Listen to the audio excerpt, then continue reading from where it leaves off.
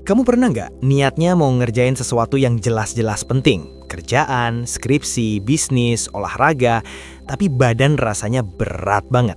Kayak baru lari maraton padahal cuma buka laptop. Tapi begitu buka TikTok, YouTube, atau chat mantan yang jelas nggak penting, tiba-tiba energimu full tank. Aneh ya, kita hidup dalam dua mode ekstrim. Mode pertama, nol motivasi untuk hal bermakna. Mode kedua, energi tanpa batas untuk distraksi receh. Dan biasanya dua mode ini nggak pernah ketemu di tengah. Kalau soal masa depan, kita jadi kura-kura. Kalau soal hiburan instan, kita jadi citah.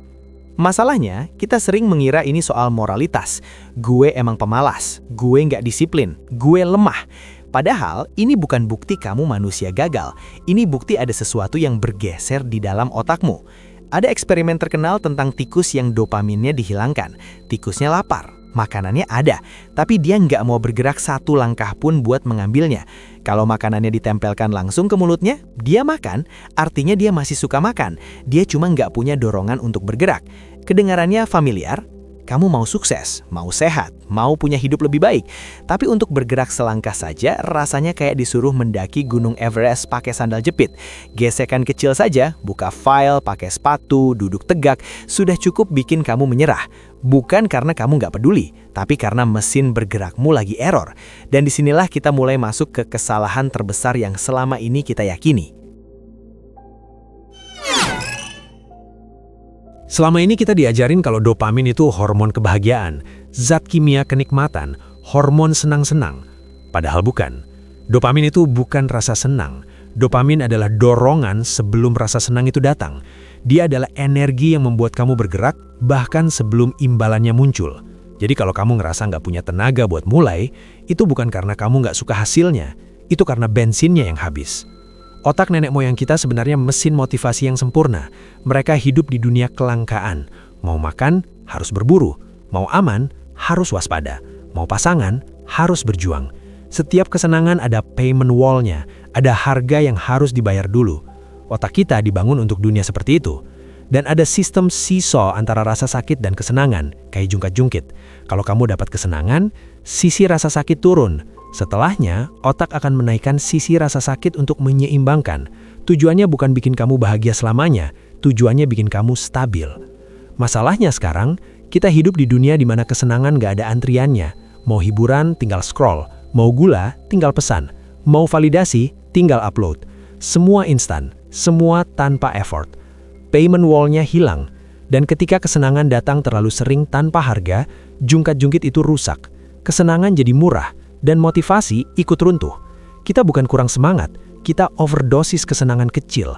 Dan efeknya lebih gelap dari yang kamu kira. Bayangkan kamu setiap hari minum kopi 10 gelas. Awalnya 1 gelas bikin melek, lama-lama 10 pun biasa saja. Kenapa? Karena tubuhmu menurunkan sensitivitasnya.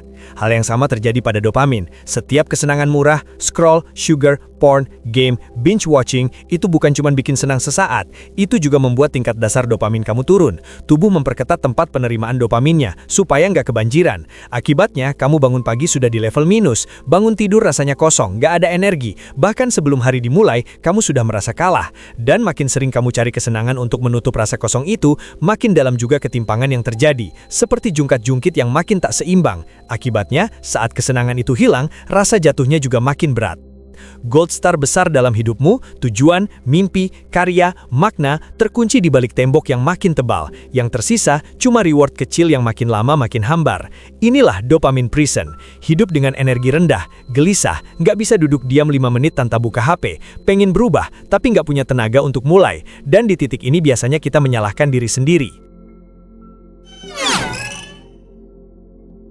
Ini bukan soal kamu kurang disiplin. Ini bukan soal kamu kurang niat. Ini kerusakan biologis sementara. Yang rusak itu tempat penerima dopamin otakmu, bukan moralitasmu. Kamu bukan pemalas, kamu cuma lagi hidup di lingkungan yang dirancang untuk menghisap dopaminmu setiap menit. Langkah pertama bukan push up, bukan to-do list, tapi melepaskan identitas gue memang begini orangnya. Karena selama kamu percaya itu karakter, kamu nggak akan pernah mencoba memperbaikinya. Lalu kamu perlu alasan besar, bukan alasan receh kayak biar produktif, tapi alasan yang bikin kamu rela masuk fase sakit. Karena 30 hari ke depan nggak akan nyaman. Ada fase yang disebut the dip of irrationality. Fase di mana kamu memilih rasa sakit, padahal otakmu teriak minta kesenangan. Fase di mana kamu terlihat nggak waras karena nolak kesenangan yang semua orang nikmati. Dan di situ, kamu akan diuji.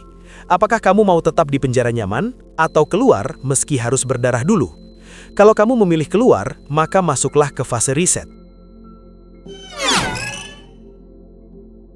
Ini bukan detox ala-ala duduk di kamar gelap sambil jadi biksu dadakan. Ini puasa spesifik dari kesenangan utamamu. Satu atau dua hal yang paling sering kamu pakai untuk kabur. Bisa scroll, bisa gula, bisa porn, bisa game. Penelitian MRI menunjukkan bahwa tempat penerimaan dopamin bisa kembali normal dalam sekitar 30 hari abstinence konsisten. Artinya ini riset biologis, bukan sekedar motivasi spiritual. Dan setiap kali kamu menolak dorongan itu, prefrontal cortex, bagian otak yang berfungsi sebagai rem, akan semakin kuat. Setiap penolakan adalah seperti latihan berulang di gym untuk mentalmu. Anggap saja 30 hari ini seperti latihan untuk otakmu. Nggak ada yang suka latihan, tapi justru disitulah hasilnya mulai terlihat. Awalnya berat, hari ketiga mungkin terasa kayak neraka kecil. Hari ketujuh mulai muncul negosiasi licik, cuma sekali aja. Hari ke-14 mulai ada cahaya tipis. Hari ke-30 kamu mulai merasa tenang. Tapi perjalanan belum selesai, karena setelah riset kamu harus menjaga gerbangnya. Impuls jarang muncul dari kehampaan, dia muncul dari trigger, kasur, notifikasi, jam tertentu, sudut kamar, bahkan mood tertentu.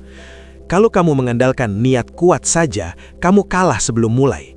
Di cerita Yunani, Odysseus mengikat dirinya ke tiang kapal supaya nggak tergoda nyanyian siren.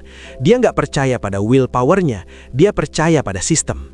Kamu juga perlu kontrak fisik, up blocker, HP ditaruh jauh, gula nggak dibeli, game dihapus, jarak adalah penyelamat.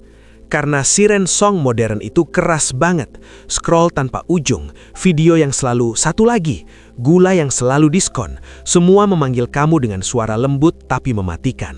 Dan ada yang namanya latent echo, otakmu nggak pernah benar-benar lupa jalur adiksi. Satu kali coba lagi bisa menghidupkan jalur lama seperti api kena bensin.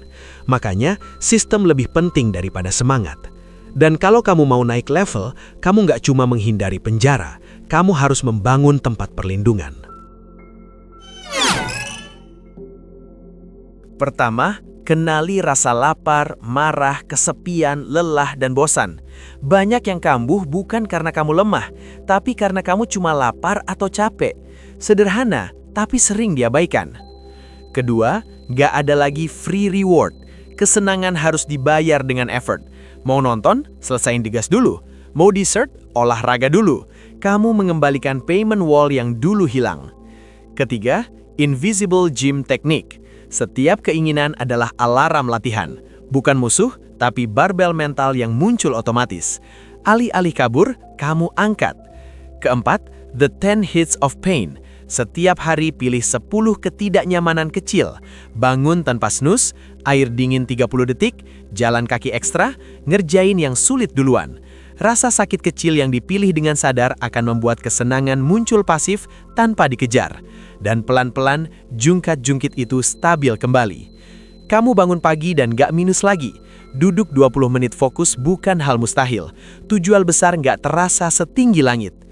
Inilah dopamine sanctuary. Hidup di mana energi, fokus, dan semangat mengalir alami. Bukan karena kamu memaksa, tapi karena sistemmu sudah seimbang. Dan mungkin untuk pertama kalinya, kamu sadar. Masalahnya bukan kamu malas, masalahnya kamu terlalu lama hidup di dunia yang membuatmu lupa cara merasa hidup.